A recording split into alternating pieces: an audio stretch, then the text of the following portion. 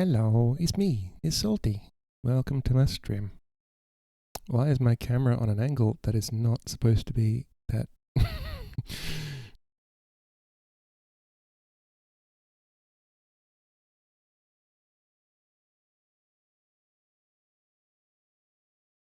Better. Okay. Welcome to my stream. It's me, it's Salty. Yeah. I'm going to be reading again today. Also, hello VOD watchers.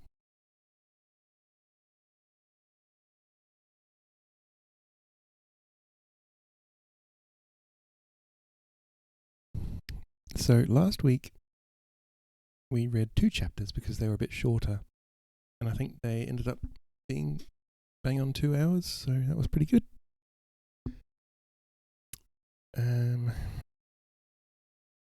Don't think I've got any news to relate. So yeah, Dad's. I meant to have a serious talk with Dad about stuff, but he was sick, so that's. I'm like, whatever. Put that on pause. Put a post-it on that one. So yeah, what happened? We had 2 chapters. 2 chapters. And we had the chapter with Emily and Genji. And we had the chapter with Shigeru. Right. So Shigeru, his chapter involved killing a lot of people. He basically hung back from the group and ambushed their pursuers. And he cut a hole into a tree and then hid himself the bark in the tree. Hi Eska, how you doing? So he hid himself on the tree and then exploded out of the tree and murdered them all. Yeah, so that was basically Shigeru's chapter. Oh, and he did it while his visions were getting worse and worse. His visions of the future. And then he suddenly his visions went away suddenly. He thought, oh, maybe I'm getting better. And then he stumbled upon a small hollow in the snow. And then we skip to the next chapter with Emily and Genji. And it's basically Emily and Genji were traveling along, and then they got ambushed by the group of samurai who we met earlier, who ended up being killed by Shigeru. But this was like a flashback sort of chapter. So Emily and Genji got ambushed, and Genji got injured. And the samurai were like, oh shit. What do we do? And it's like, let's kill him and take his horse, or kill his horse anyway, so we can eat it. And then Emily, while they were arguing, Emily pulled out the revolver that Stark gave her, and she shot 2 of them, close range. And the rest fled. So it started snowing, and Emily was like, oh no, what are we going to do? What am I going to do? Genji's unconscious. So she remembered a story from her childhood where the Inuits, the book says Eskimos, but that's because this is 1850. They were called Eskimos back then by the white folks. So, yeah. She decided to try and make a little lean-to, and then put her shawl over the sticks, and then pack it with snow. Make a little igloo. Sort of. But anyway, it worked. And she saved Genji's life by, she had to strip down to her pantaloons or whatever she's wearing. And she stripped Genji down, and she kept him warm with her body heat. Because otherwise he would have died from cold. So yeah. And that is how Shigeru found them. But then Shigeru said, if I hadn't found them, they would have suffocated because the hole that Emily made got closed over by the snow. So yeah,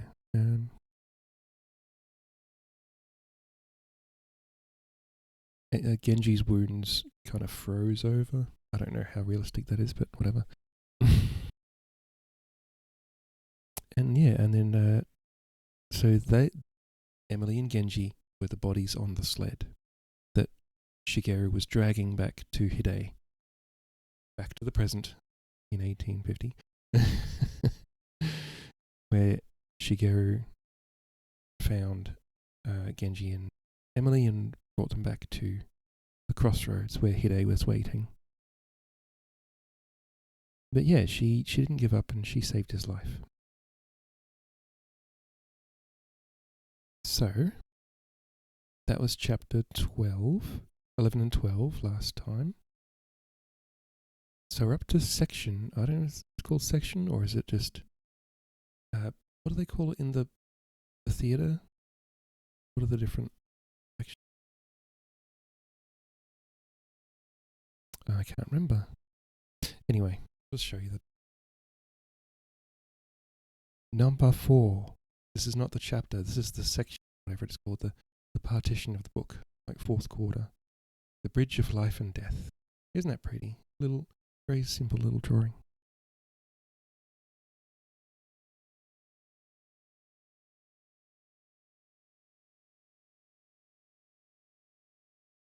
And we've got the chapter. Chapter 13 is called Apple Valley. And as always, it comes with a little excerpt from Suzume no Kumo.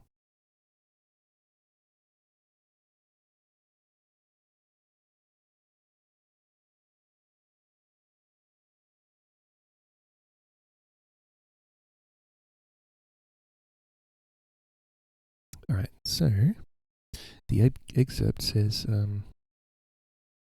the sages say happiness and sorrow are one. Is this because in finding the first, we also find the second? Suzume no Kumo, 1861.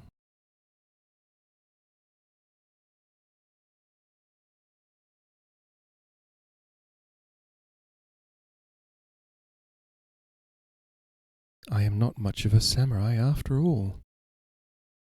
Hello B, how you doing?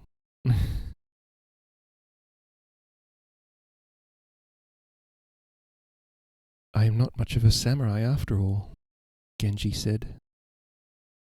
He was in the great lord's main bedroom in Cloud of Sparrows castle. They made it.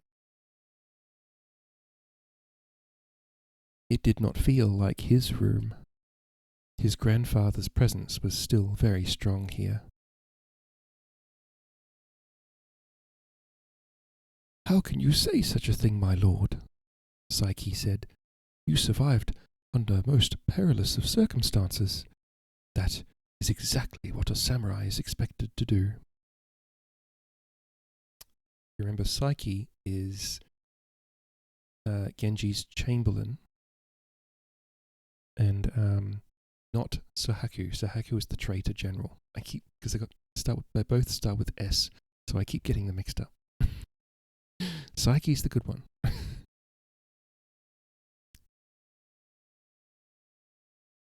Psyche and Hide knelt at the bedside. Genji lay on his left side as Dr. Ozawa tended to his wounds.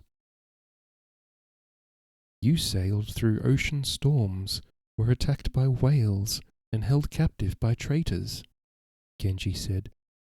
Those are what I would call perilous circumstances. Genji flinched as some dried blood came away with an old dressing. Both samurai inhaled audibly and leaned forward as if to lend assistance. I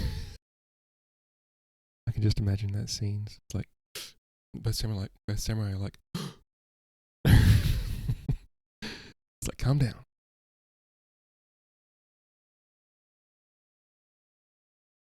I am sorry, my lord, Dr. Ozawa said. That was clumsy of me. Genji waved off the apology. I was taken completely off guard by a ragged gang of starving deserters defended by Emily, and rescued by my uncle. Not exactly a tale we'll want to recite at my next birthday festival.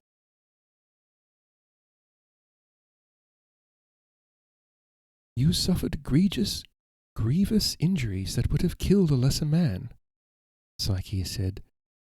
Your fighting spirit kept you alive.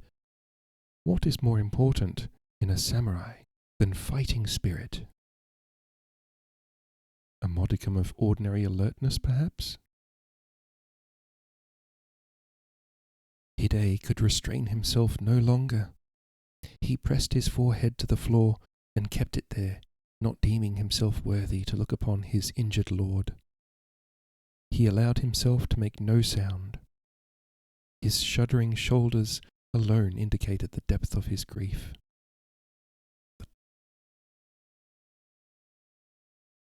What is it, Hide? Genji said. Get up, please. It is all my fault, Hide said. You were almost killed because of my negligence. You weren't even there. How can you accuse yourself of negligence? Because I should have been. I am your chief bodyguard. To permit you to face peril without me was unforgivable. You made your point very forcefully at the time, Genji said. I ordered you to stay behind, over your protests and Shigeru's. You could do nothing else. I could have followed you without your knowledge. Hide, get up and stop this nonsense. There is no one to blame but me. I've grown so used to having good and faithful men around me, I've lost the ability to protect myself. If anyone should be weeping in shame, it is I, not you. I agree with Hide, Psyche said. Your injuries are indeed due to his failure. He should have disregarded your order and continued to watch over you without your knowledge. For such disobedience he would later be obliged to commit suicide, of course, but in the meantime he would have guarded you, as his duty demanded. These people I cannot. I feel like mine and Genji's feelings are shared.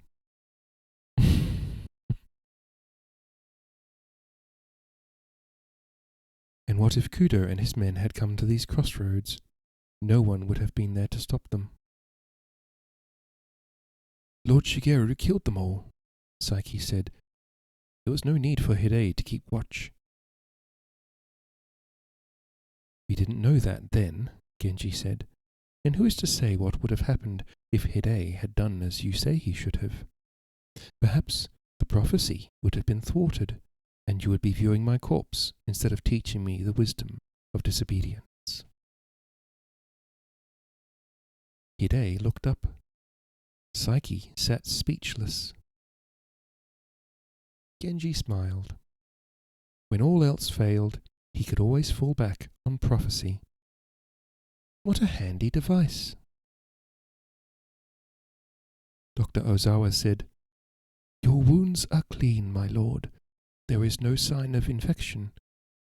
Remarkably, you have not suffered any serious frostbite either.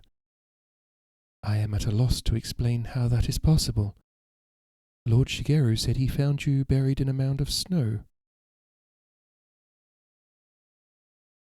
I was not alone, Genji said. My companion had knowledge of Eskimo lore. She was able to put that knowledge to good use. Lord Raijin no Kami. That's an awesome name. I'm doing well. Welcome in. Welcome to story time. Once again, 1850.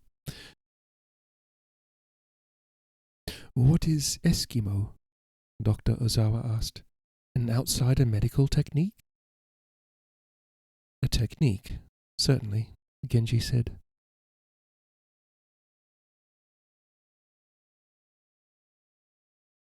With your permission, I would like to discuss Eskimo with her. Perhaps Lady Heiko would serve as translator. I am sure you will find such a discussion enlightening, Genji said. He wished he could be there. It would be very entertaining. Emily would tell the truth. There, tongue-tied. Emily would tell the truth. She always did. Lying, she said, was a sin against Christ. How flustered and embarrassed she would be. How she would struggle to explain what she had done without revealing too much. He imagined the scene and laughed. Oh my goodness. Oh, thank you for the follow. Oh my goodness. Genji's into making people uncomfortable.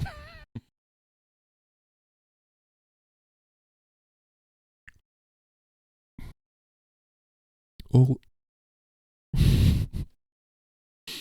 for a second I just thought Genji needs to get Emily some cat ears. Anyway.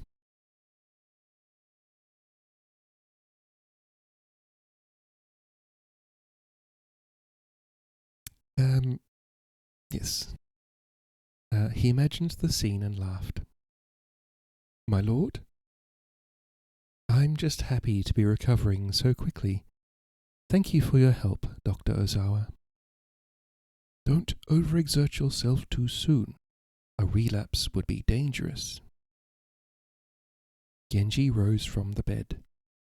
Normally he would just stand there while attendants put his clothing on for him. Upset at himself for his incompetence in the woods, he insisted on dressing himself. I may not be much with a sword, he said, but I'm a marvel with a sash. It was your first real battle, Psyche said.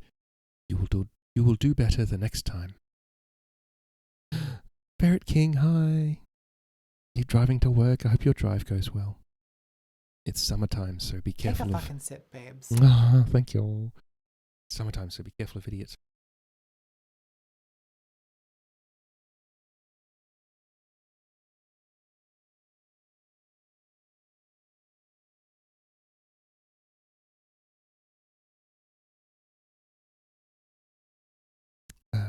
Yes, you'll do better the next time. Could I do worse? You are too hard on yourself, my lord, Psyche said. During the uprisings in the western part of the domain, this was before you were born, I saw blood spilled for the first time. I regret to say I threw up and soiled my loincloth simultaneously.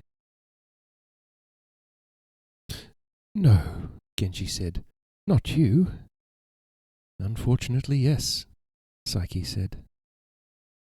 Genji laughed, and Hide joined him. Psyche laughed too. He neglected to mention that he had been 13 years old at the time, and the blood he had seen was that of two heavily armed farmers he had just killed with his first full-sized katana. He was glad his story had lifted Genji's spirits.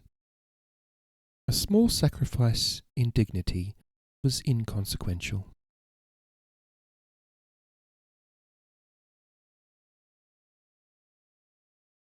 Oh, excuse me, am I interrupting a conference?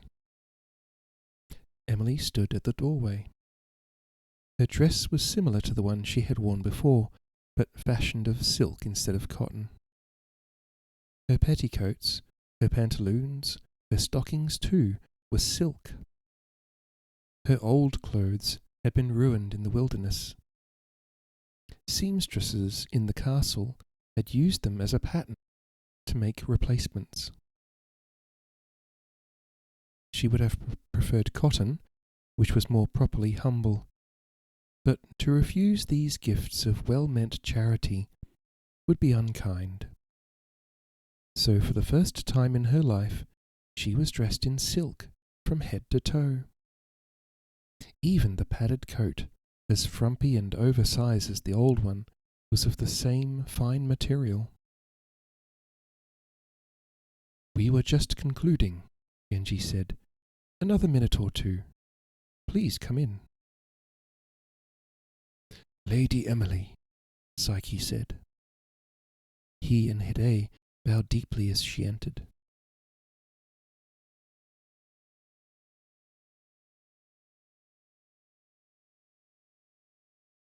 It's alright, chat. I swallowed my tea wrong earlier before I started streaming. It's made my voice go a bit funny. No.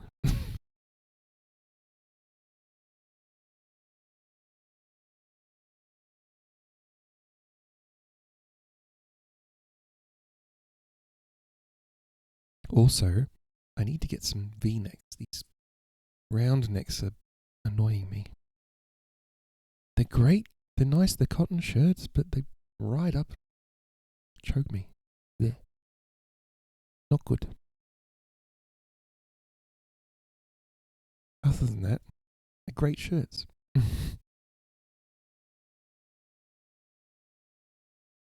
Where are we? Yes. Lady Emily, Psyche said. He and Hide bowed deeply as she entered. I am happy to see you well and about. Genji noticed the elevated level of politeness Psyche employed. She was now Lady Emily instead of the outsider woman.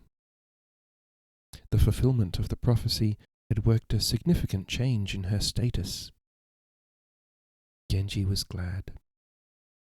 Almost entirely alone in a foreign land, widowed before she was even married, her life was hard enough. A little kindness would reduce her pain. Genji said, He expresses happiness at seeing you in good health. Please thank Mr. Saki for me. I'm happy to see him safe and well. She thanks you for your good wishes, Psyche, and is happy to see you safe. Do we have anything further to discuss? No, my lord, Psyche said. The rebellion against you has been crushed. All that remains is to mete out punishment. Lord Shigeru has already carried out the most difficult actions. I will take 100 men to Kagashima village tomorrow morning. That will be that. I think it will be sufficient if you execute the village elders, Genji said. Accompany it with a stern admonition to the others regarding the importance of loyalty, not merely to their immediate lord, but to the great lord of the domain. That is not the usual procedure, my lord. I know. I wonder how wise it is to be kind at the present time. It may create the impression that you lack the will to do what is necessary. I have precisely the will to do what is necessary, and that is what is necessary. There will be more than enough killing in the days ahead. If we must kill, then let us concentrate on our enemies and not our own peasants. Yes, my lord. Psyche and Hide withdrew. At the doorway, Hide said, I will wait with the horses. Genji was about to tell him his presence would not be required. They were not going far. Hide's determined facial expression stopped him. It was obvious he would not be riding anywhere alone for some time. Very good, Hide. Emily said, Are you sure you're well enough to ride, my lord? We will saunter, Genji said. We will do no galloping. I'll be fine. Perhaps we should just take a walk instead. I've yet to see much of the castle. What I have seen is very beautiful. And you will see it, but today we must ride. There is something I want to show you. What is it? Come with me and find out. Emily laughed. A surprise. I used to love surprises when I was a child. Oh, do you think Matthew would like to come with us? Genji said, He's busy practicing. Listen. The muffled sound of gunfire came from the distance. Anyway, this is something I want to show to you, not him. Grows ever more mysterious, Emily said. But not for long, Genji said. ...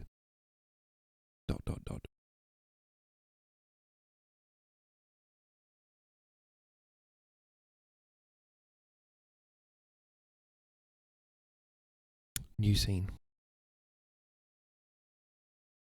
The final head was that of an infant not yet 1 year of age. Shigeru stuck it on a spear at the end of the row of heads outside the front gate of the castle. Winters in the Kawaka domain were warmer than they were in the mountains of the main island of Honshu. Kudo's face was already rotten beyond recognition. The others were fresh, their recent agonies still alive in their expressions. This guy's a real butcher, isn't he? Kudo's wife, 2 concubines, 5 children, widowed mother, brother, brothers-in-law, sisters-in-law, uncles, aunts, cousins, nephews and nieces. 59 heads in all. Kudo's family was now extinct. Heiko bowed and approached him. A most gruesome task, Lord Shigeru. And a necessary one. I don't doubt it, Heiko said. The river of karma flows inexorably. May I be of some assistance to you, Lady Heiko? That is my hope, Heiko said. Shortly, Lord Genji will be going for a brief excursion. Lady Emily will accompany him. They will, of course, pass this way. Of course. The Lord always uses the front gate of the castle, no matter where he goes. This display will horrify Lady Emily beyond measure. It will?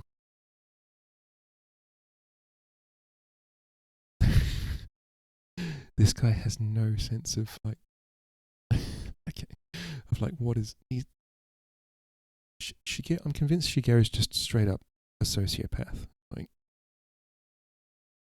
he looks at a row of heads and it's just like,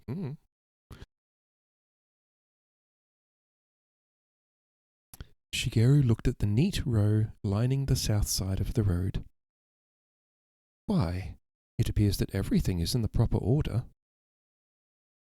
She is of a particularly tender nature, Heiko said, choosing her words with great care. Also, being an outsider, she doesn't understand the workings of karma.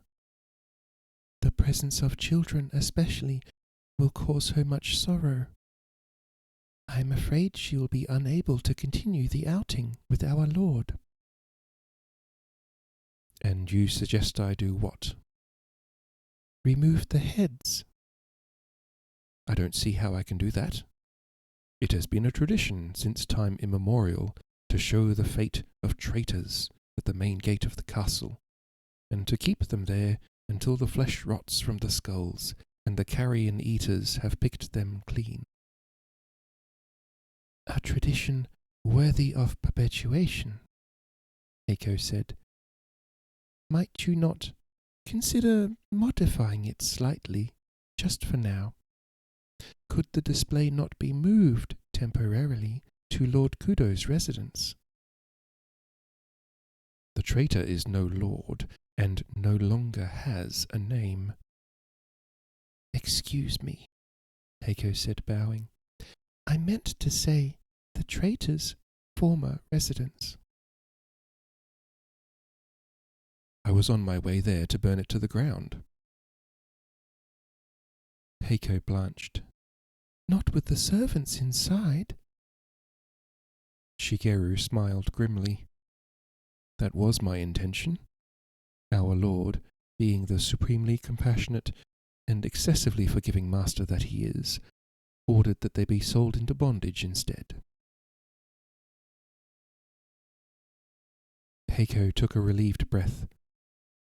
Then may I make a suggestion? I was under the impression that you have been doing so all along. With your permission only, Lord Shigeru, may I suggest that you burn the residence, as you have planned, and then place these reminders upon the ruins? Would that not be an effective alternative? Shigeru imagined how it would look. 59 heads on the ends of spears protruding from the smoking wreckage of treason. Very well, Lady Heiko. It will be done. Thank you, Lord Shigeru. She did not stay to watch him accomplish the task. ...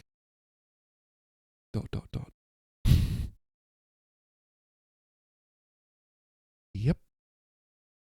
Sociopath.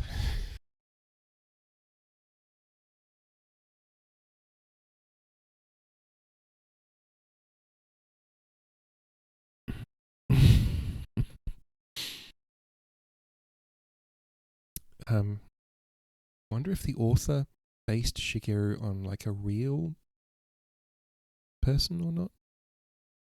Be interesting to find out. Or whether Shigeru is just a vehicle for like unbridled carnage and vengeance and sword swinging.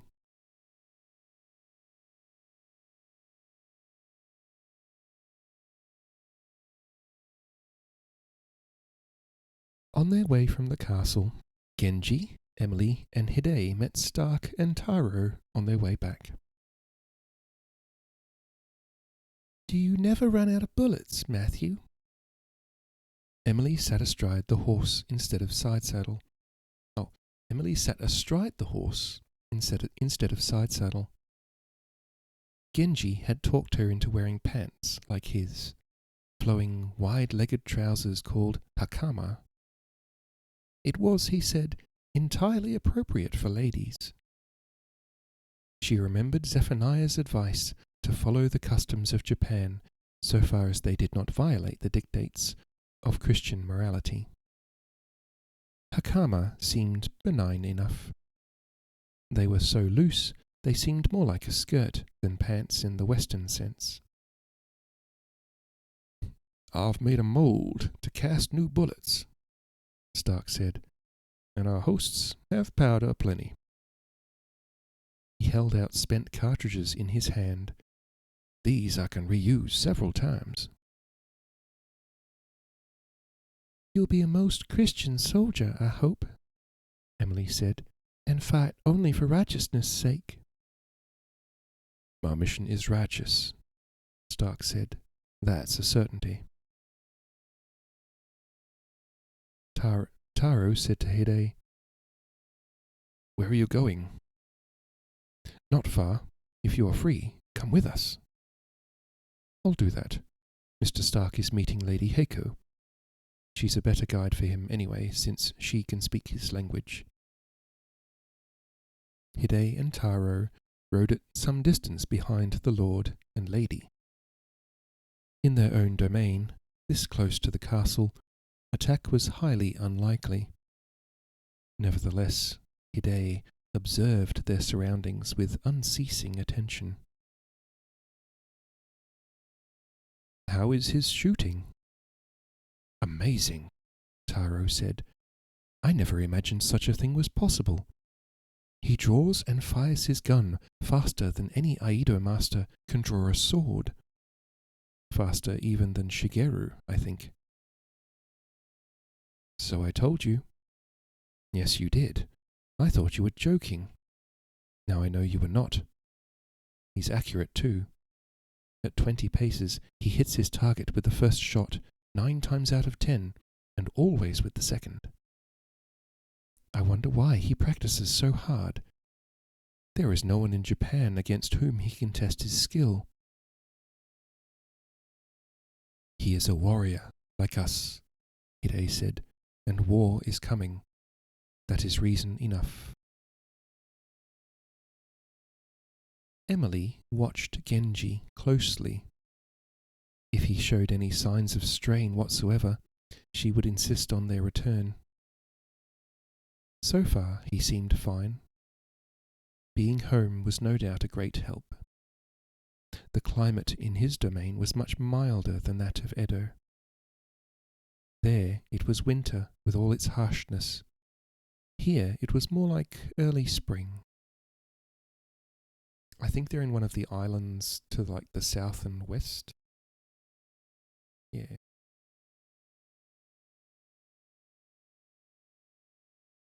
Are winters here always so mild? It is rarely colder, Genji said, so we have little need for Eskimo skills. My lord, please. Perhaps our population would be greater if it snowed. Emily looked away, her face hot with embarrassment. She was sure she was as red as an apple ready for plucking. Genji laughed. I'm sorry, Emily. I couldn't resist. You promised you would never mention it. I promised I would never mention it to others. I said nothing about reminiscing with you. Lord Genji, that is very ungentlemanly of you. Ungentlemanly? An is a prefix meaning not. A gentleman is a person of good character and high principle. Li is a suffix meaning having the character of. She turned as stern a gaze on him as she could imagine. Your present behaviour does not demonstrate good character and high principle. An unforgivable lapse. Please accept my most profound apologies. I would, were you not smiling in such obvious amusement. You are smiling too. It's a grimace, not a smile. Grimace. She refused to explain.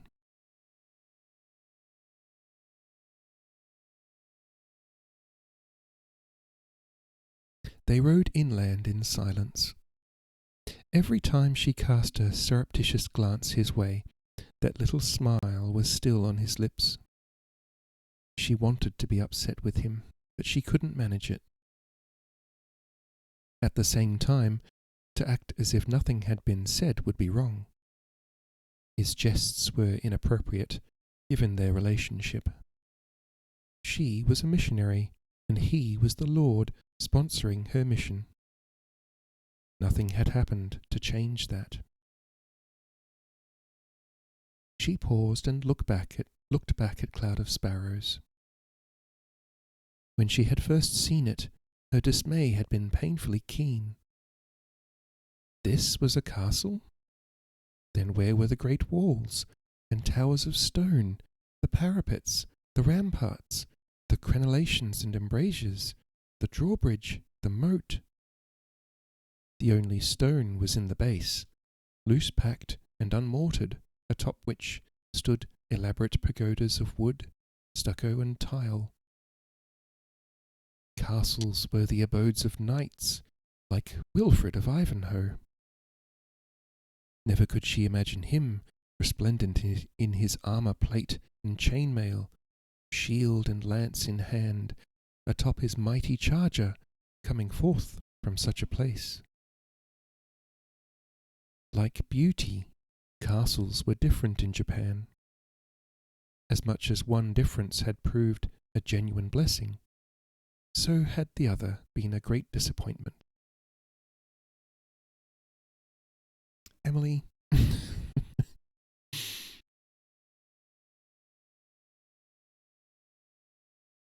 how much her views had changed in 2 short weeks. This has only been 2 weeks? Cloud of Sparrows appeared so light to the eye, its 7 stories seemed to float above the rocky sea cliff. Its stone base swept upward in an elegant concave parabola to support walls of stucco as white as summer clouds. Atop the walls were arches and curves of roofs covered with grey terracotta tiles. From where she sat atop her mare, some 2 miles distant from the castle, she could, with little effort, see the tiles as flocks of sparrows taking flight. There was an ethereal elegance here that made the heavy stone structures of her former imaginings seem pitifully earthbound in contrast. Genji said, "Are you very angry, Emily?" She smiled and shook her head. "No, I only think it proper not to joke about certain things." "You are right. I will not joke about it again." They came to a moderate rise in the terrain. Before they crested it, she thought she caught a familiar scent. She quickly dismissed it as a trick of her suppressed homesickness.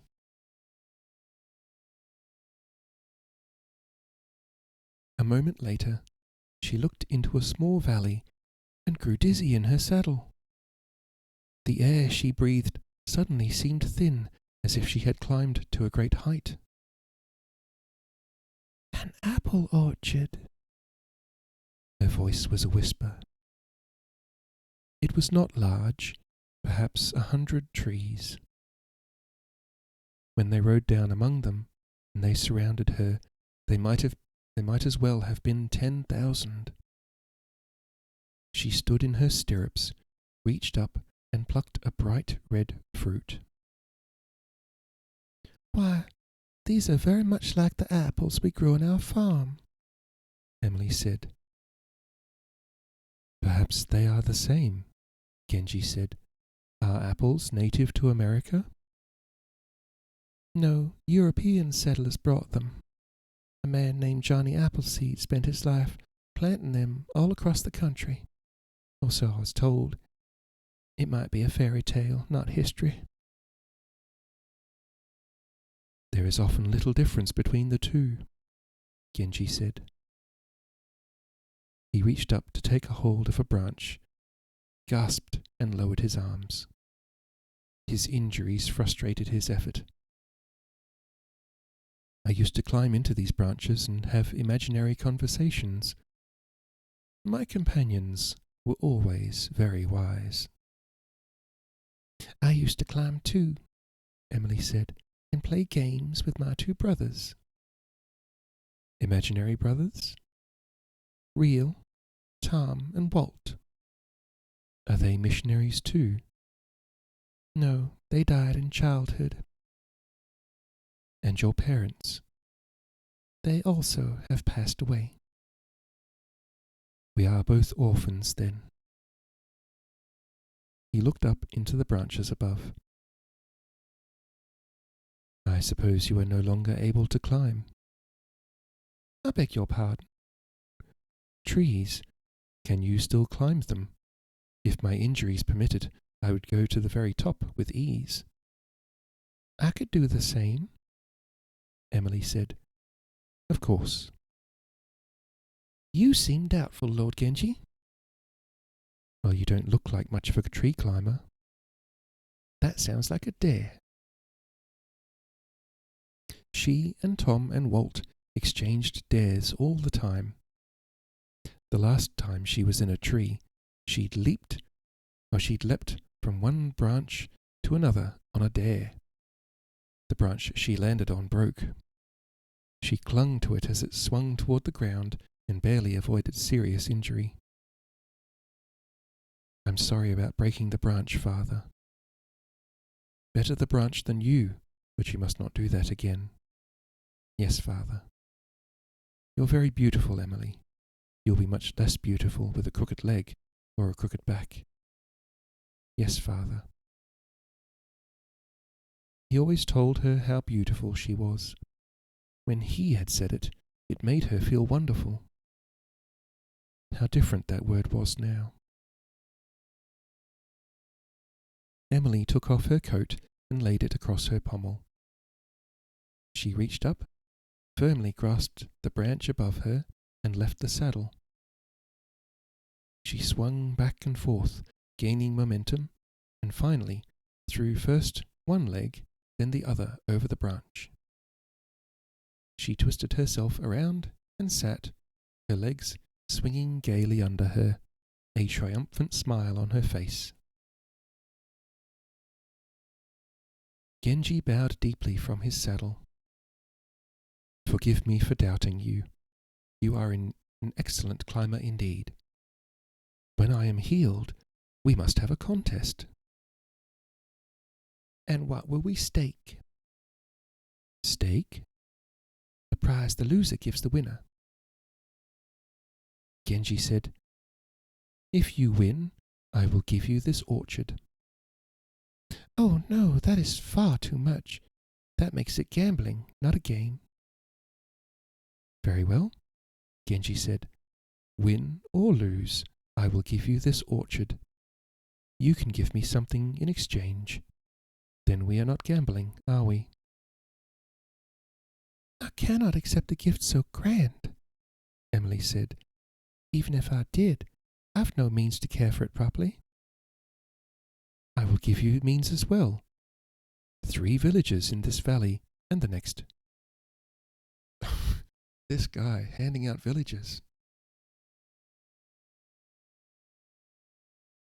"No, I cannot accept. My purpose is to spread the word of God, not to take for myself."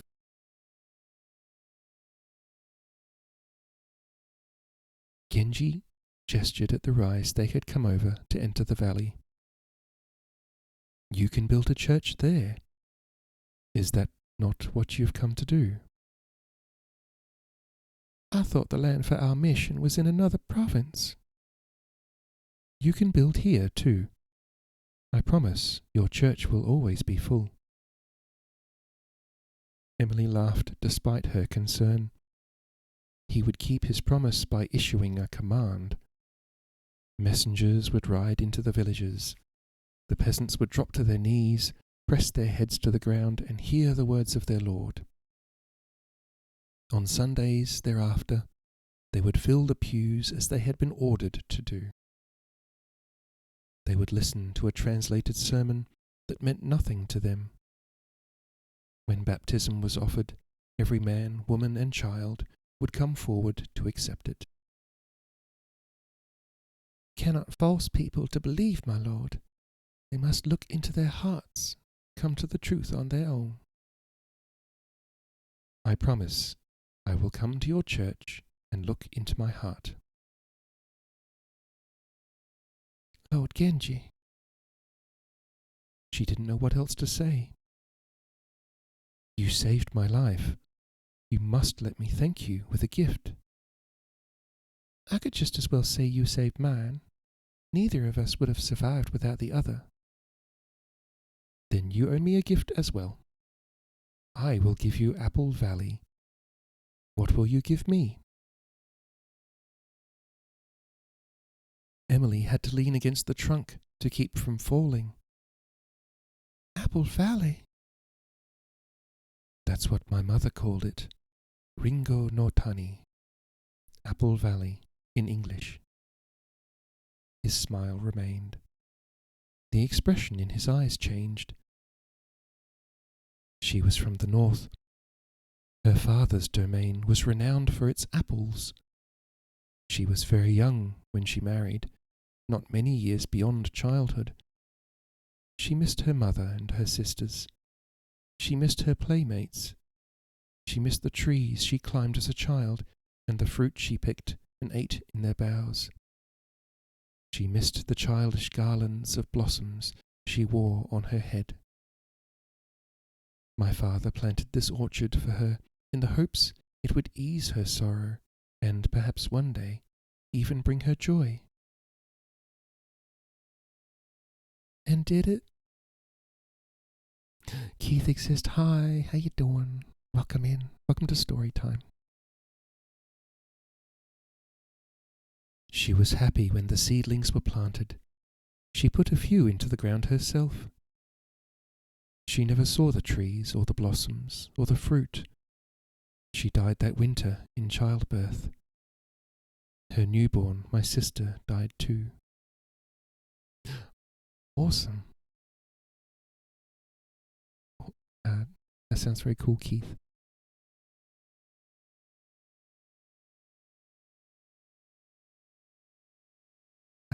I'm so sorry.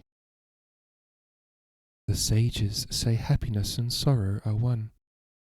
Whenever I am here, I understand their meaning. Leaves and branches obscured the surrounding landscape of steep Japanese mountains. The nearness of the Pacific Ocean was masked by the scent of apples. Perched above the ground, her feet dangling in the air, Emily felt her concentration dissolve. She looked down and saw Genji on his war horse, and it was he who was out of place, not herself.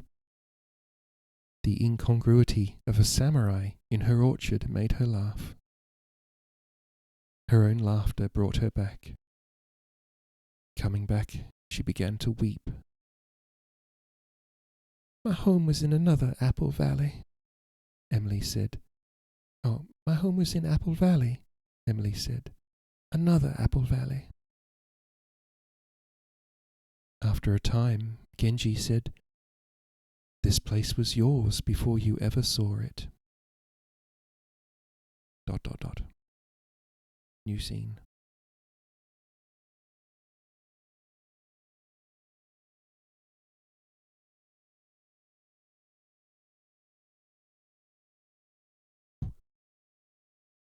Just shifting my seat.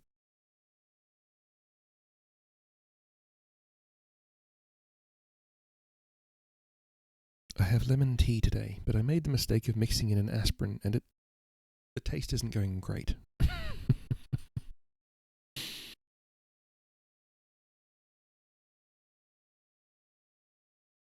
Okay.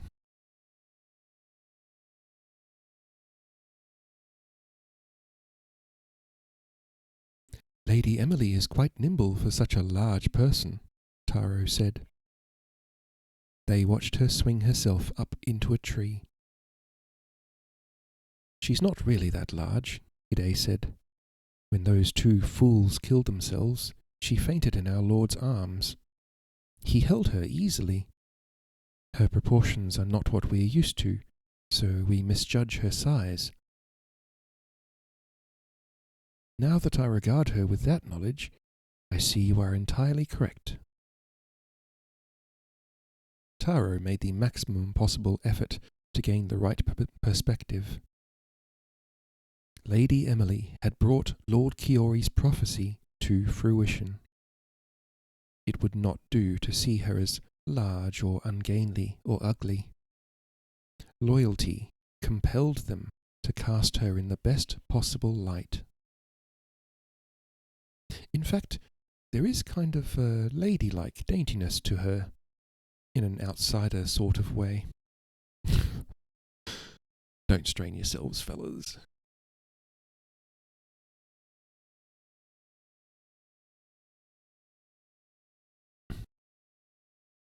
True, Hide said.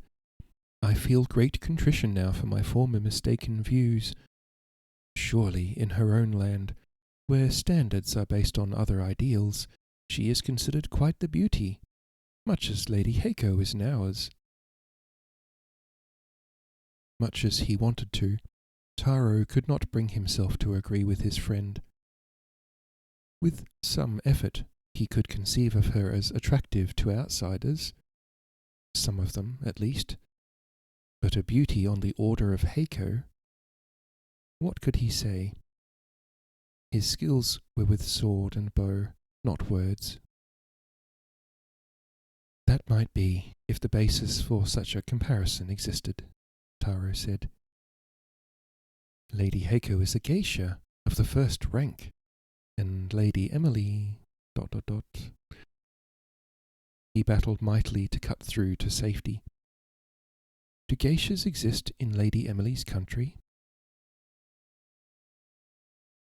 It is my understanding they do not, Hide said. He was apparently having difficulty with his own words as well. His brow was deeply furrowed with the unaccustomed effort of sustained thought. That is also my understanding, Taro said. Then is it appropriate to speak of Lady Emily and Lady Heiko in the same terms? No, not appropriate at all, Hide said, brightening with relief. Clearly I misspoke. My admiration for her caused me to go a bit too far. We do her no favour by exaggerating her merits.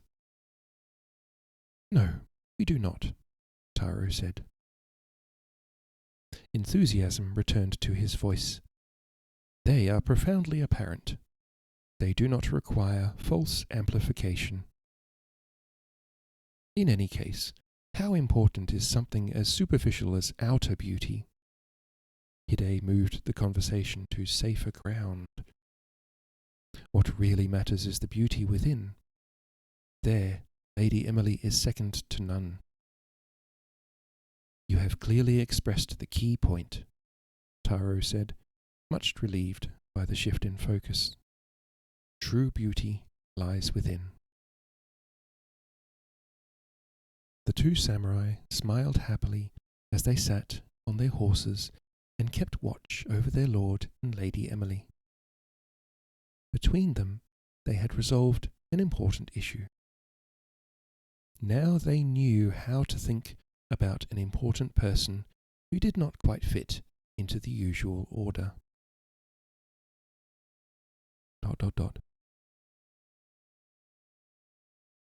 Now we go to Heiko and Stark.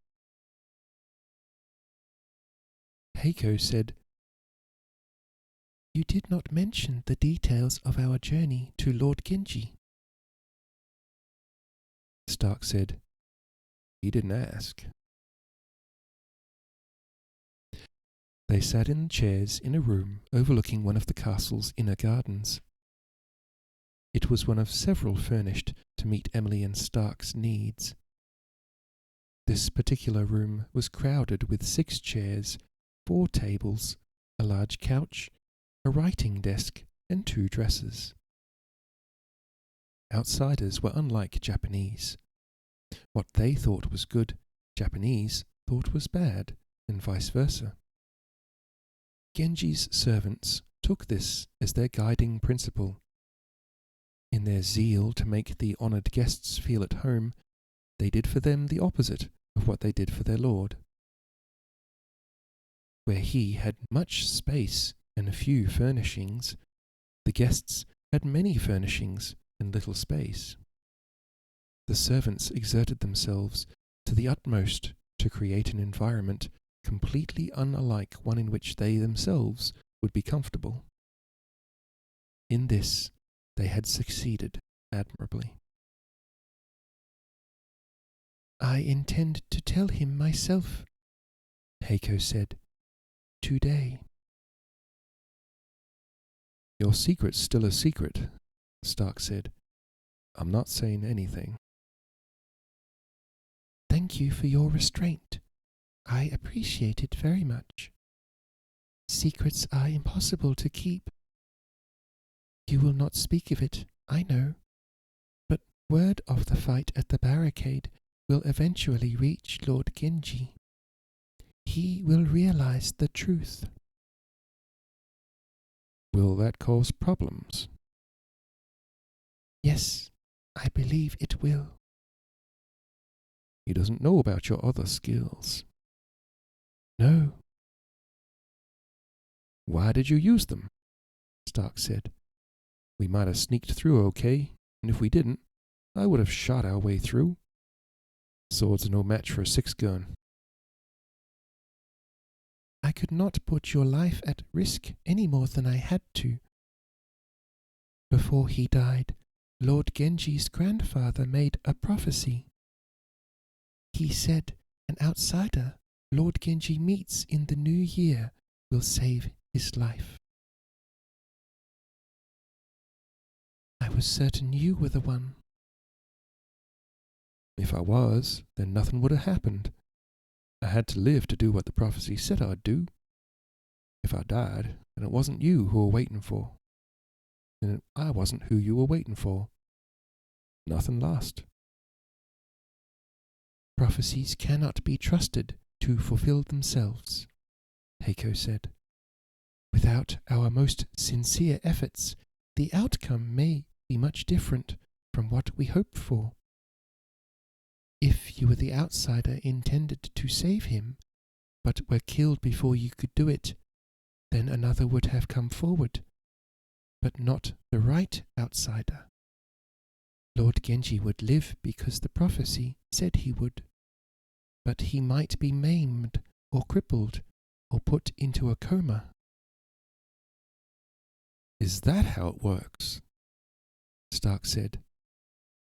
He didn't believe any of this, but she wanted to talk, so he listened. How did Lord Genji's grandfather get into the prophecy business? He was born with the gift of foresight. He had many visions throughout his life. Was he always right? He was. Why didn't he tell everyone it was Emily? Visions are always incomplete. Though life is preordained, its precise unfolding depends on what we do. Past karma determines the first, present karma the second. Karma. Perhaps your word is fate, but a living, constantly changing fate. Fate is fate, Stark said. It's there. It doesn't change. We just don't see it until we walk into it, or it walks into us. ... Flashback. It's flashback time.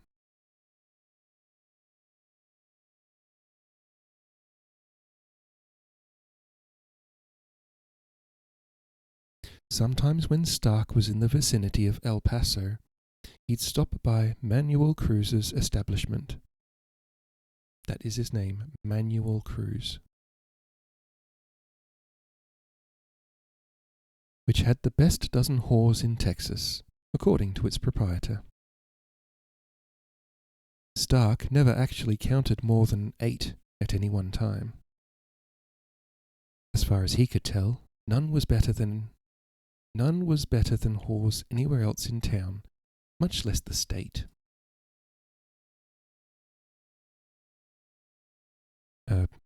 Poetic license, Cruz said.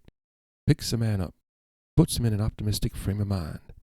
Good for him, good for business. What's poetic license? You come here for a lesson in the intricacies of language, boy? Or get screwed, glued, and tattooed? Swearing. Pardon the swearing, chat. I came to fuck a whore, Stark said, not to get anything affixed. Literal-minded cuss, ain't you? Ethan said. Ethan was Cruz's adopted son. He wore his gun low on his hip the way Stark did, and kept his shoulders relaxed the same way. One day, Ethan would figure out he was Matthew Stark, the gunfighter with the big reputation, and call him out.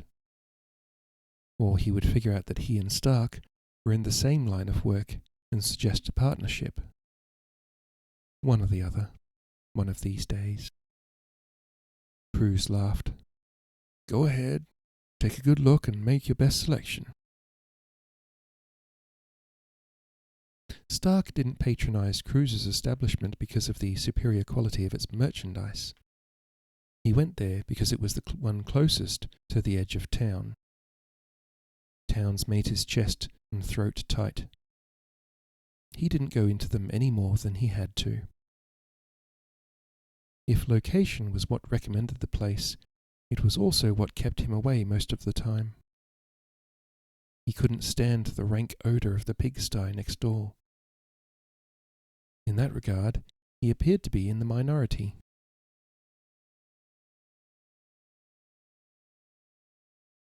Cruz always had more business when the prevailing wind came toward the bar than when it blew away from it, which was fine as far as Stark was concerned. The only thing he disliked more in a whorehouse than the stench of pigs was a crowd of fornicating drunks. He always checked the wind when he rode into El Paso, and so never had to deal with either. He wasn't sentimental. He didn't have a favourite whore. He was 20 years old, and he'd killed 3 more men in gunfights since he'd killed Jimmy so fast, and he didn't know if he'd live to be 21. No one had come after him in over a year, but he wasn't fool enough to think that meant no one would. He gave 4 bits to Cruz and took the closest of the best dozen upstairs. That time, which was the second to last time he ever went to Cruz, it happened to be Marianne. She was nothing special, except she was older than the others, older than any he'd been with. She was kinder, too. When he spilled himself all over her thigh before he could get inside her, she shushed him, held him close, and told him to rest a while. It was okay. He could give it another go without giving Cruz another 4 bits. He told her it was always hard to hold it in the first time off the trail. He was with a woman, so infrequently was the reason. She said shush and just held him until he was ready. When he was finished, he must have fallen asleep, because what he did next was wake up. A dim lamp burned on the table. Marianne was asleep next to him. The wind, being the way it was, blowing from the wrong direction, business was slow. She was in no hurry to go back downstairs and sit in a hard chair in an empty bar. He had to piss. He turned to get out of bed and saw 2 little girls staring at him. They stood right up next to the bed. The little one, she couldn't have been more than 4 or 5, had her thumb in her mouth. The other one, older by a couple of years, had a protective arm around her sister's shoulder. He could tell they were sisters by the family resemblance. He knew whose daughters they were the same way. The sheet hanging from a pole on the other side of the room had been spread out when he'd gone to bed with Marianne. Now it was pulled back, and he could see the little bed on the other side. "Aha there," Stark said. How was he going to talk them into turning away so he could get his pants on? "We didn't know anyone was here," the older girl said. "It was quiet." "I'll be going as soon as I can get dressed," Stark said. The younger girl picked his pants up from the chair and brought them to him. "Thank you." "You're welcome," the older one said for her. He looked back at Marianne, thinking the sound of voices would wake her. No such luck. She was a very sound sleeper. "We were sleeping," the older girl said, "but Louise woke up thirsty, so I was going with her to get a drink of water." "You're a good girl," Stark said, "to be looking after your little sister that way." "Even when we're not sleeping," the older girl said, "nobody knows we're there. We're quiet as church mice, so our mommy can do her job." "You're always behind the sheet?" "No, silly. We go to Miss Crenshaw's house during the day, except on Saturdays and Sundays. On Sundays we go to Sunday school at the church." She looked at her alcove and looked back at Stark and giggled. "How could we stay in that itty-bitty space all the time?" "Why aren't you at Miss Crenshaw's now?" "Because it's night time, and it's Saturday." This time both girls giggled. Don't you even know what day it is? Becky, Louise, what are you doing up? Mary Ann lifted her sleepy head from the pillow. Louise is thirsty, Mommy. Give her some water. Go back to bed. Yes, Mommy. Bye, mister. Bye. Stark got up and put on his pants as soon as they were out the door. They're not going down to the bar, are they? Sure, that's where the water is. Could keep a picture in your room, right there by the bed. They don't want that.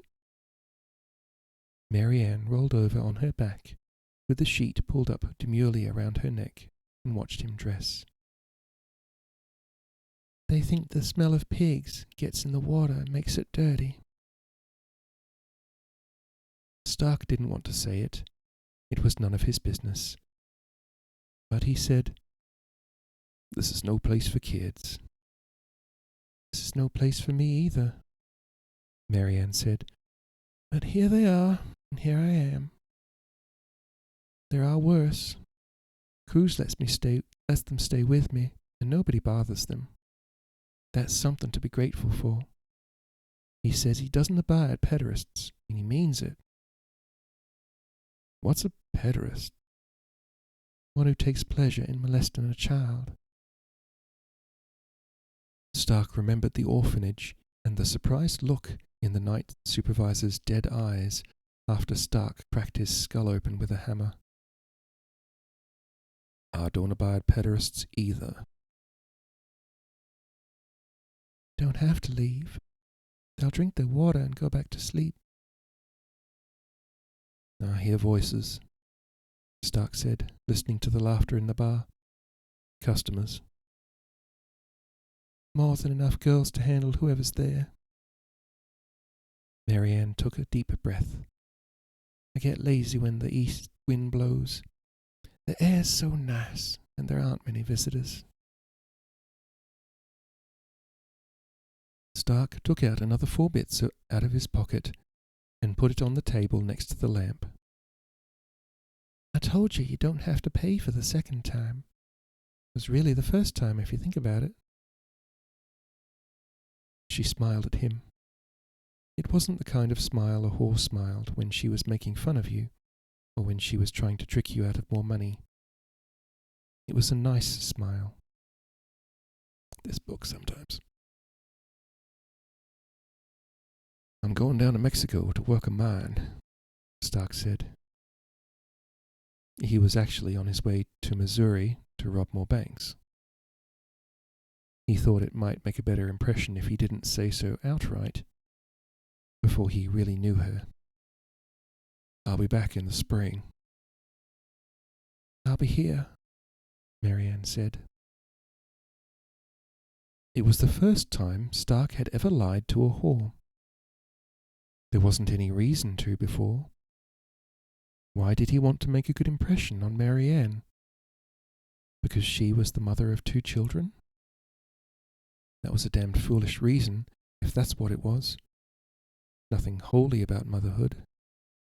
His own mother, her identity forever unknown to him, had left his infant self on the steps of a church in Columbus, Ohio, wrapped in a blanket, and with nothing else, not even a name. He got Matthew because that was the next apostle. That was the apostle next on the name list. He didn't know how he got Stark. He had no soft spot. He had no soft spot for mothers. Maybe it was because Mary Ann was kind and had a nice smile. Maybe it was because Becky and Louise were cute little girls who didn't belong in a whorehouse. Those were damned foolish reasons too. Stark had no fondness for children, not even memories of himself as one. It was the first time he'd lied to a whore, and it was also the first time he'd told a whore he'd come back to see her. He thought that was his second lie, after the one about going to Mexico to work in a mine. But it turned out he was telling the truth when he told what he thought was his second lie. Marianne and Becky and Louise were on his mind all the time he was in Missouri. He was thinking about them at the wrong time in the bank in Joplin and almost got his head blown off by a farmer with a shotgun, except the shotgun shell misfired and Stark shot the farmer in the leg. He didn't get any money, and he also didn't get killed. The posse from Joplin was still on his trail when he reached the Texas Panhandle. Those were some stubborn men in Missouri. He didn't have any of their money, and they were still chasing him 2 states away. He made a decision during that long ride. He decided to go see Marianne and try to figure out why he was still thinking about her and Becky and Louise.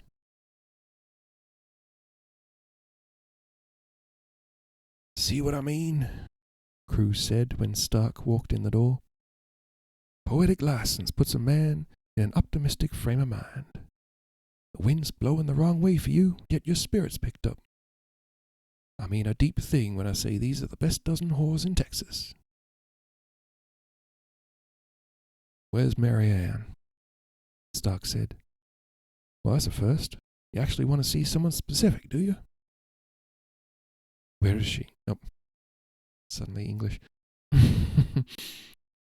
"Where is she?"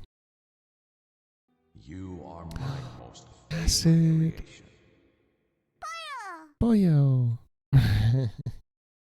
Hi, Acid, lovely. Been missing your streams. Go follow Acid if you want some, oddly enough, cozy screaming.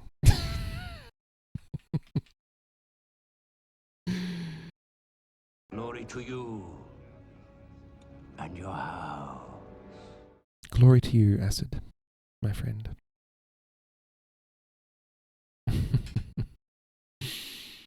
I like having Acid stream on my second monitor while I'm doing things, and Acid's just like making random noises while playing a game.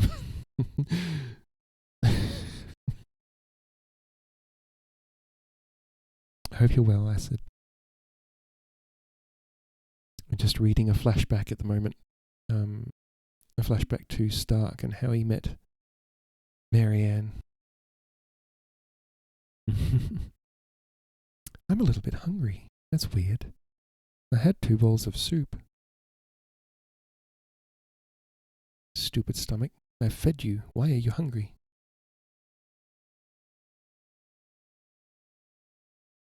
Probably wants protein.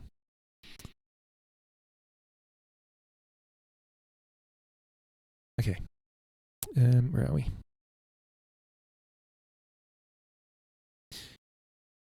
You said spring. Marianne stood at the top of the stairs. It's still winter and you're here already. Was the mind played out? She smiled that gentle smile of hers, and he knew why he was back. He was in love.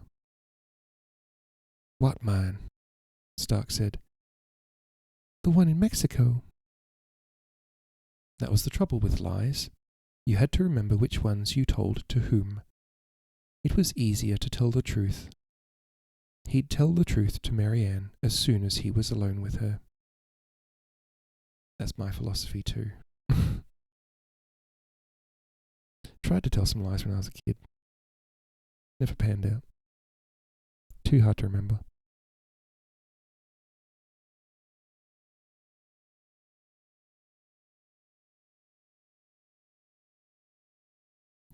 Best way is just avoid the conversation entirely. Oh yeah. Don't have to lie.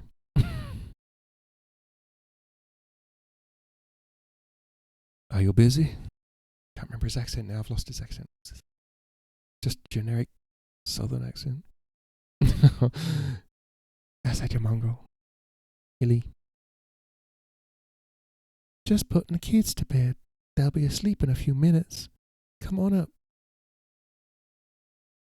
Not an all-nighter, Cruz said. He exaggerated his inhalation and exhalation with sound and gesture. Nothing like the smell of pigs to fill a whorehouse. Best dozen's going to be doing a lot of bouncing tonight. I'll pay for the night. I'll pay up front for the night, Stark said. How much? Cruz narrowed his eyes, his brain calculating there in his accidented skull.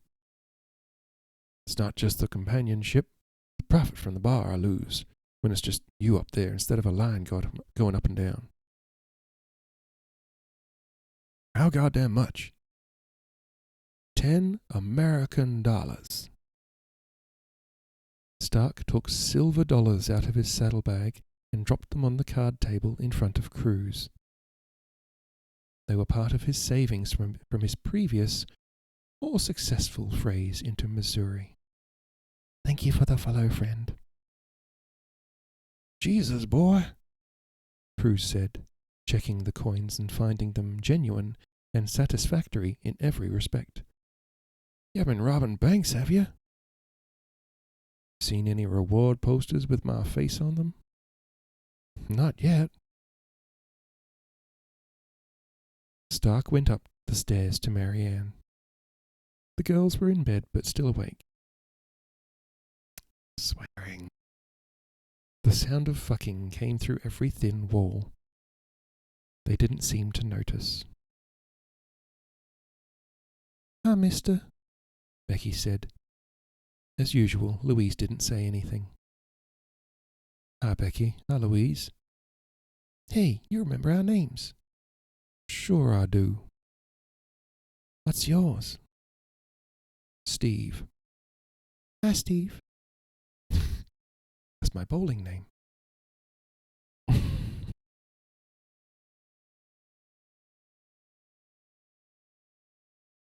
Now, Becky, Marianne said, you know it isn't polite to call an adult by his given name. You call him Mr. What's your last name? Matthews. Gonna lurk here while you try to enjoy the heat? It's winter where I am, so I'm very much enjoying not the heat. I'm going to soak up all this winter while I can.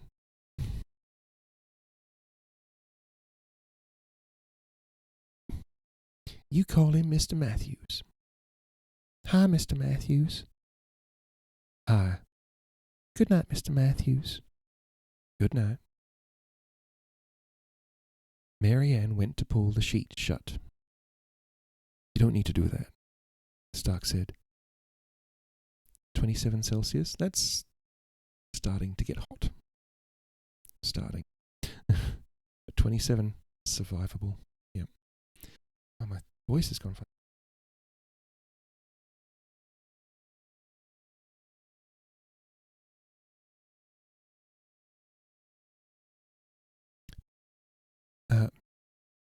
She gave him a funny look. We're just going to talk, that's all. You paid $10 to talk all night? That's right. Is that okay with you? It's really hot when I'm used to minus 10 degrees. Oh, okay, yes, that is really hot then for you. Oh, I feel so sorry for you. I have friends in Europe, like Scandinavian countries, that are just like they're going nuts with the heat, and I'm trying to say you've got to keep the sun off your house, like with trees and shade cloths. Keep the sun off the house. Do whatever you have to. Keep the sun off the windows, sun off the house. Get air conditioning.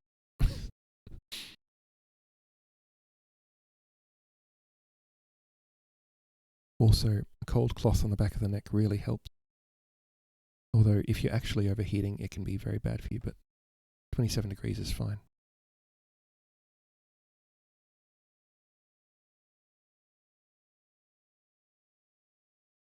Where are we?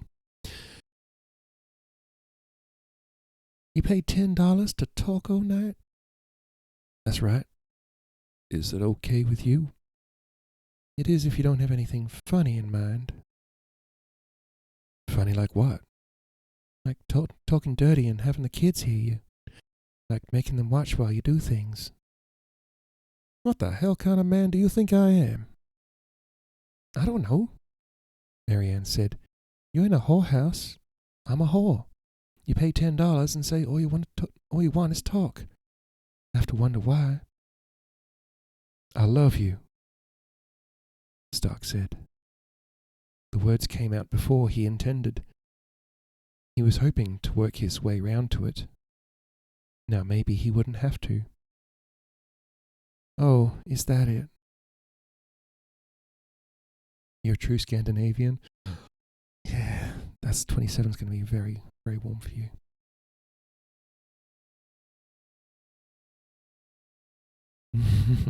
No worries, it's nice to see you. Thank you for lurking.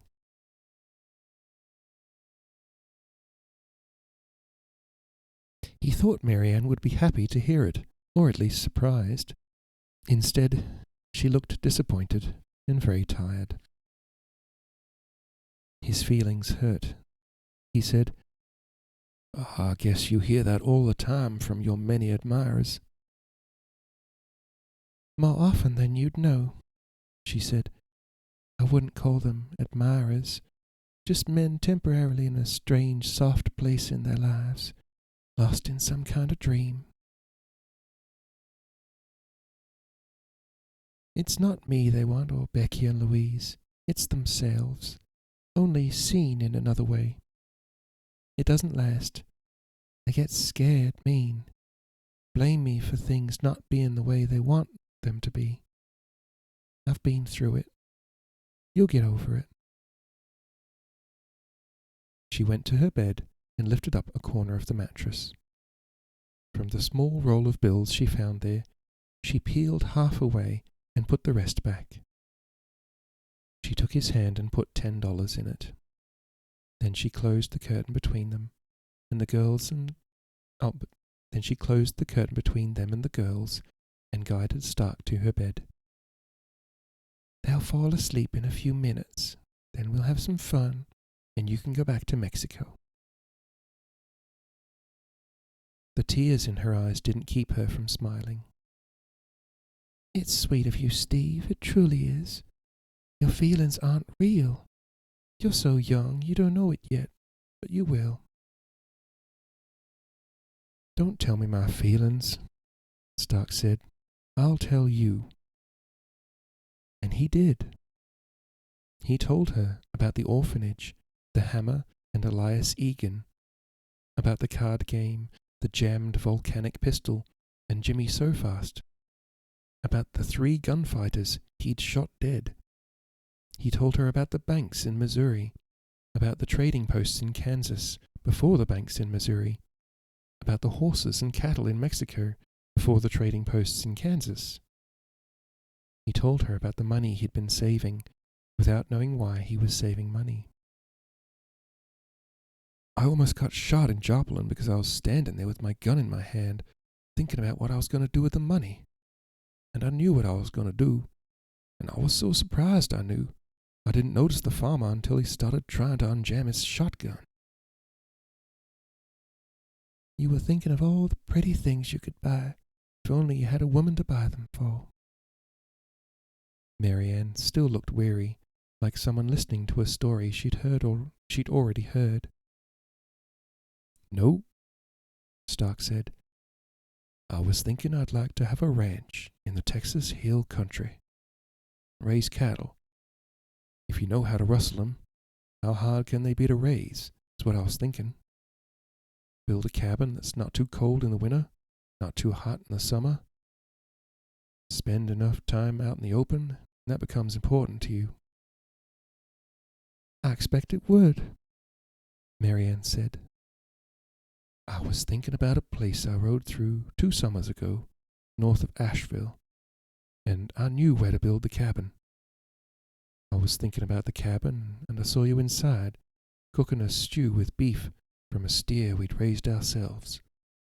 And outside I saw Becky taking care of Louise in the shade of an ironwood grove. And when they're thirsty, they can get clear water from their own well. Stark reached out and took Marianne's hand in his. Still smiling and looking sad, she started to pull her hand away. He said, We don't see, nor hear, nor smell not one damn pig. She stopped trying to free her hand. After that, she looked in his eyes for a long time before she came softly into his arms.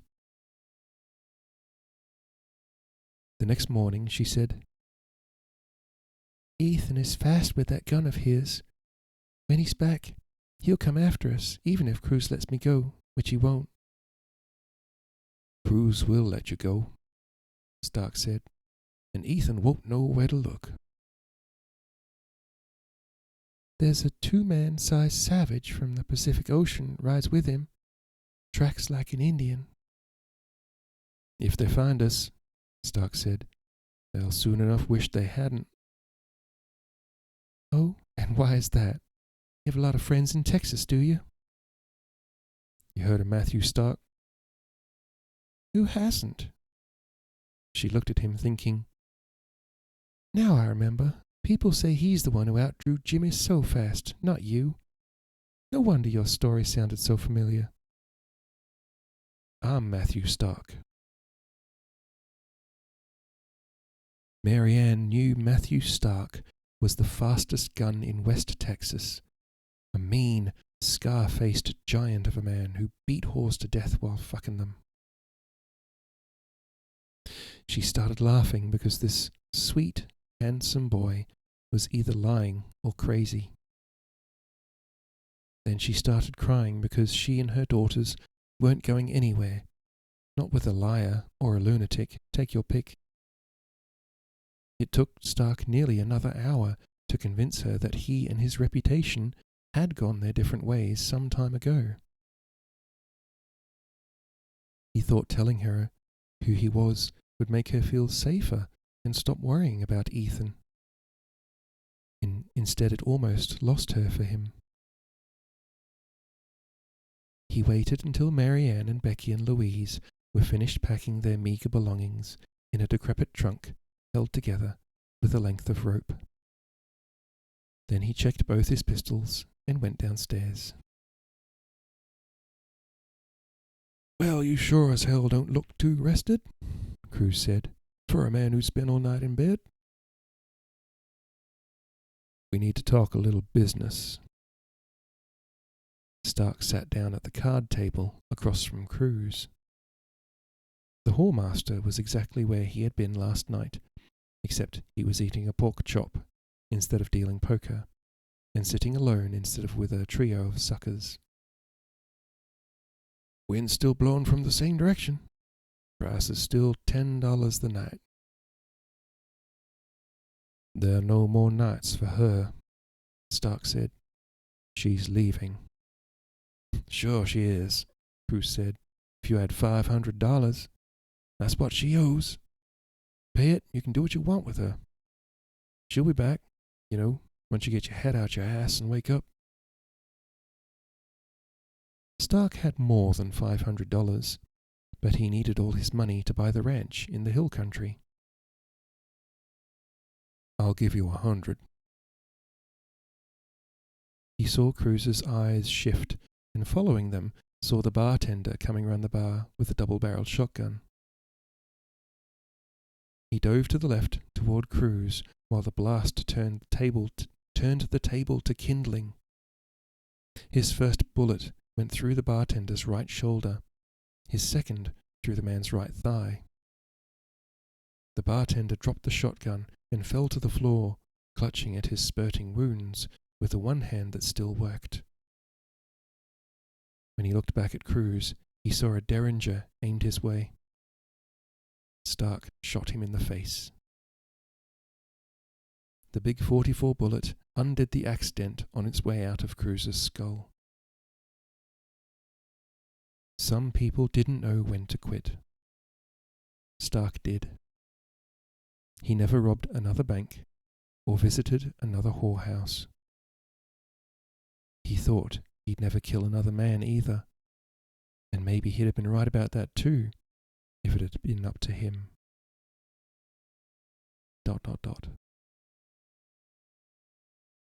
Back to the present. I just want to, earlier in the book, we actually heard the the end of Stark's tale. See, after he left with Marianne, he got the ranch, and then Ethan Cruz, who was Manuel Cruz's adopted son, came and visited Stark's family while he was away and murdered them all in the cabin. When Stark got back to the cabin, he found them dead in the cabin. And that's when Stark decided to hunt down Ethan Cruz. And he did. He started hunting down his posse, one by one, until Ethan Cruz was the only one left. So Ethan took a ship to Japan, where he became, where he arrived in Japan as a missionary maybe, or something. Anyway, he got injured, and one of the monasteries took him in and healed him, and Ethan Cruz became a monk. And he took the name Jimbo. And that is what Stark is doing in Japan. And that's why Stark is practicing, because he's going to murder Ethan Cruz. But yeah, if you haven't read the start of the book, that's sort of explained on the way.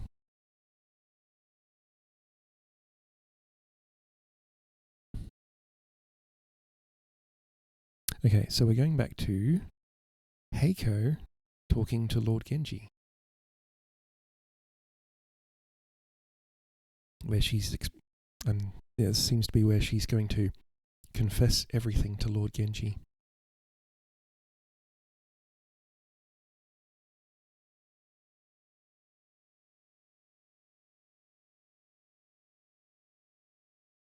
All the while she was making her confession, Heiko kept her hands on the mat before her and her head bowed. She didn't have the courage to look at Genji's face. What must he be thinking of her, this fiendishly duplicitous woman who claimed to love him even as she awaited the command to kill him? The silence following her final words of contrition was almost unbearable. Only her pride kept her from weeping. That would be too shameless an appeal to his manly compassion. She didn't let a single tear fall. He would kill her, or, gentle soul that he was, he would only cast her out. No matter which act he chose, this was her last day on earth. She would not live without him. If she was sent from the castle alive, she knew precisely what she would do. She would go to Cape Moroto. 600 years ago, the first great lord of Akawaka, Genji's ancestor, Hironobu, had won the battle in the woods there, establishing his sovereignty. Today, there was a small Buddhist temple belonging to an obscure Zen sect at the top of the sheer cliffs, crowding against the sea. 999 steps went up from the rocky shore to the temple. She would stop on each one and affirm her eternal love for Genji. She would beg Amaterasu or Mikami, the sun goddess, to bathe him in her divine light for all his long and fruitful life.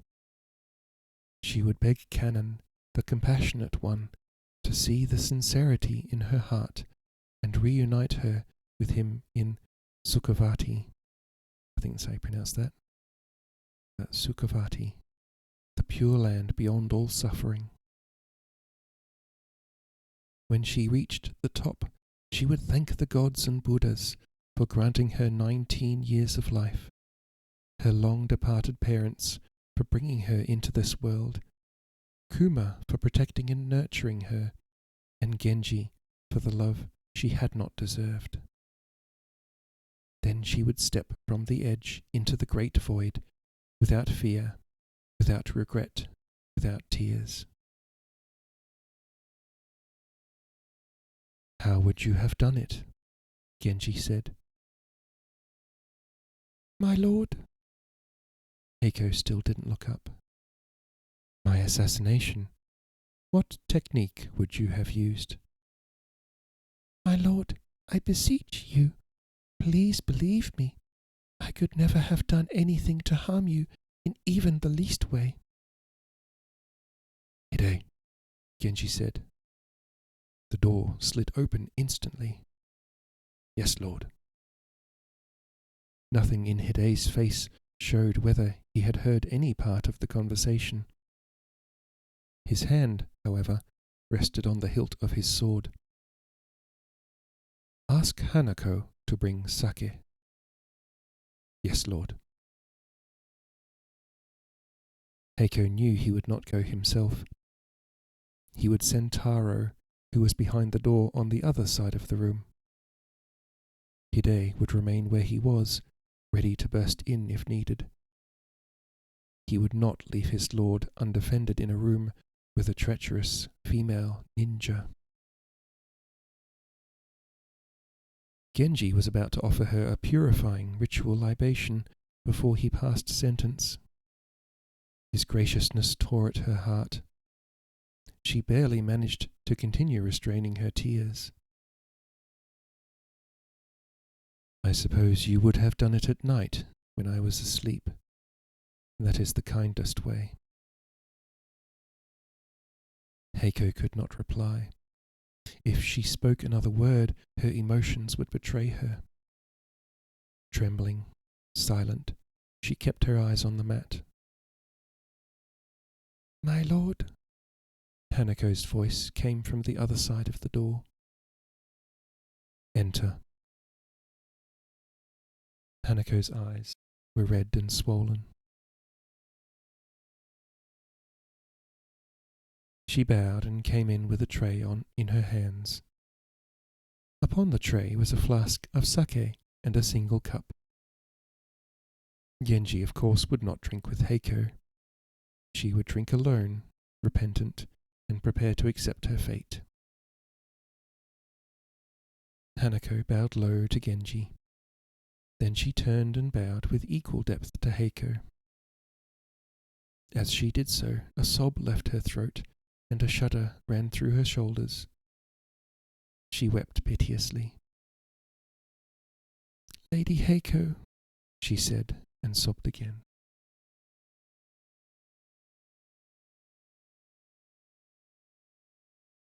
Thank you for your friendship, Heiko said. Orphans that we both are, we were kindly made sisters by fate for a little while. Unable to control herself any longer, Hanako got to her feet and ran crying from the room. Do outsiders weep as much as we Japanese? Genji said. I doubt it. If they did, instead of science, they would have kabuki like us. He looked down at the tray. She brought only one cup. What was she thinking? Oh well. To Heiko's amazement, he picked up the cup and held it out to be filled. Stunned, she could only stare at him. Genji said, I prefer it hot to cold, don't you? Not knowing what else to do, Heiko took the flask from the tray and poured for him. He drank and offered the cup to her. My lord, she said. She made no move to take the cup from his hand. Yes? I cannot drink from the same cup as you. Why not? The condemned cannot touch that which has touched the lips of our Lord. The condemned? What are you talking about? He took her hand in his and put the cup in it. My lord, Heiko said, I cannot. My crimes would only be made more heinous. What crimes? Genji said. Am I dead? Am I crippled? Are my innermost secrets betrayed to my enemies? I did not reveal my true nature to you, my lord. Genji sighed. Do you think me such a fool? My lord? The most beautiful geisha in Edo chooses as her lover one of the least of the great lords. She does so because I am so handsome, charming, and witty. Of course, what other reason can there be? Fool that I am, it never occurs to me that subterfuge is in play, does it? He's a sarcastic bastard, isn't he? Can't help but like him, though. Genji lifted the flask. Heiko had to put her cup out to keep him from spilling sake all over the mat. I knew you were working for the sticky eye, Genji said. There was no other possibility. The man carries a grudge beyond all reason. I knew, and I assumed all along you knew I knew, and knew that I knew you knew. We are not children, nor outsiders, after all. Such superficial deceit is the norm. It is like saying hello. We could hardly have begun without it, could we? He gestured for her to drink. She was too shocked to disobey.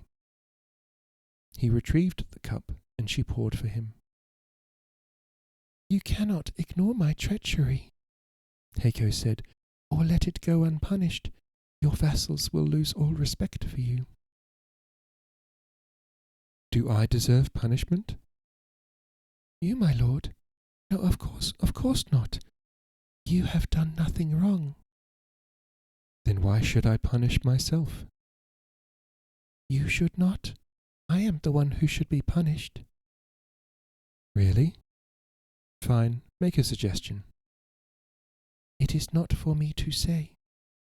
I command you to make a suggestion. Heiko bowed. Execution or banishment are the only choices, my lord. On the one hand, you are a geisha and my lover. On the other, you are a ninja and the agent of the shogun's secret police. How is it possible to avoid compromise of one kind or another? We live in a world of a myriad of conflicting loyalties. It is not purity, but the nature of the balance we achieve that displays our true character. I see no fault in either of us. We are both hereby pardoned. My lord, you must not forgive me so lightly. Genji took both of her hands in his. She tried to pull away, but he would not release her. Heiko, look at me. Look at me. She would not. The punishments you suggest would cause me unendurable anguish. Is that just? She didn't speak. He released her. So the love you claim you have for me is so weak you prefer death, Genji said. Kuma and I were the only surviving ninjas of our clan, Heiko said. How can I ignore my vow and live? I would dishonor him as well as myself. If you die, I will have no life, just a joyless semblance of it. Must I pass such a sentence on myself? There is nothing else we can do. It is our karma. Is it? Who else in this castle knows of this besides Stark? Everyone by now. Bad tidings travel swiftly. I mean officially. Only you, my lord. There lies the solution, Genji said. He sat thoughtfully for several moments. You only pretended to work for the Sticky Eye. All along, you have been reporting to me. Even now, we are hatching plans whereby you can continue to convey useful misinformation to Kawakami, lulling him into a false sense of security. When we are ready, we will spring the trap and catch him in a fatal error. That is utterly ridiculous. No one will believe it. It is not necessary that anyone believe, only that they pretend to do so, as we will pretend. Hide, Taro. Doors on both sides of the room slid open. Lord. Genji said, "The time has come to reveal my most secret strategy to you. Enter and close the doors." Lord. I love how they can, it's so Japanese, they can just pretend that they hadn't heard all of that. When Genji finished his revelation, both Hide and Taro bowed deeply to Heiko. Taro said, "Our thanks to you, Lady Heiko, for risking your life in such a dangerous endeavor. Our ultimate triumph will owe much to your courage." Hide said, "I pray to the gods and Buddhas that I can attain even a fraction of your merit." The voices of both men were steady. Tears flowed freely from their eyes, however, tears they pretended were not there. Would there be samurai or geisha without kabuki? Genji said. We are so fond of melodrama, are we not? When she looked at him, she saw tears in his eyes too, and the sight broke her resolve. Genji, she said, and said no more, silenced and blinded by her own tears. End of chapter 13.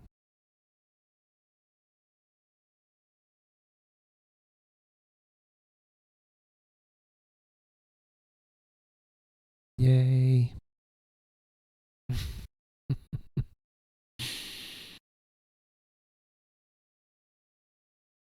I don't want to strain my voice, so that's all the reading I'll be doing tonight.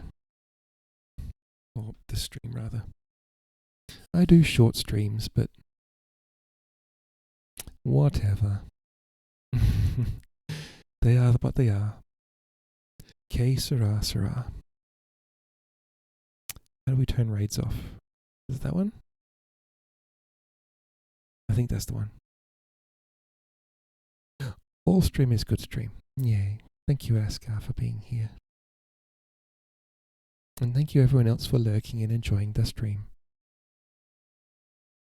Now, if I can't find someone to raid, we'll raid Ari.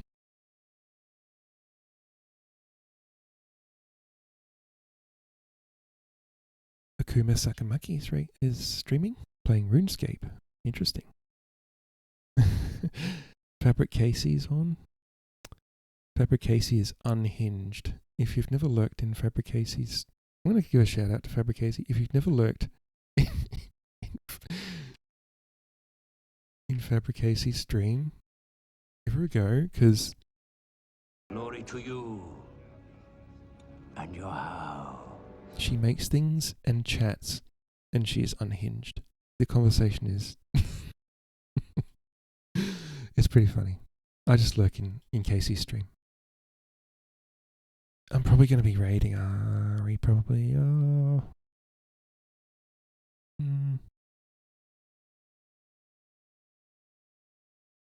No, I can raid Ari. We're just going to do it.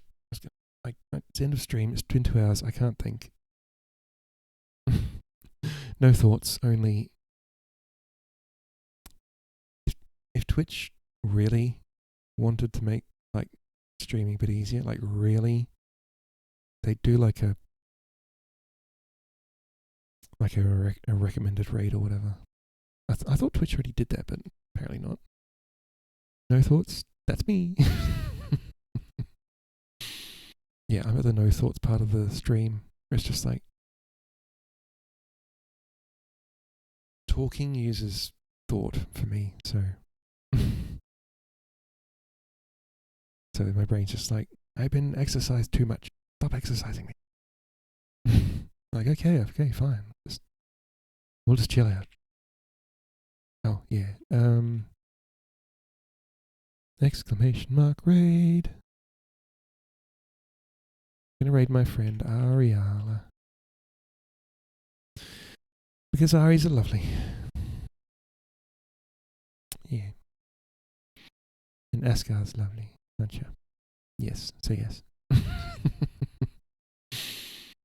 Okay. Yep. Please join me for the sure. Yeah, too bad. Get complimented.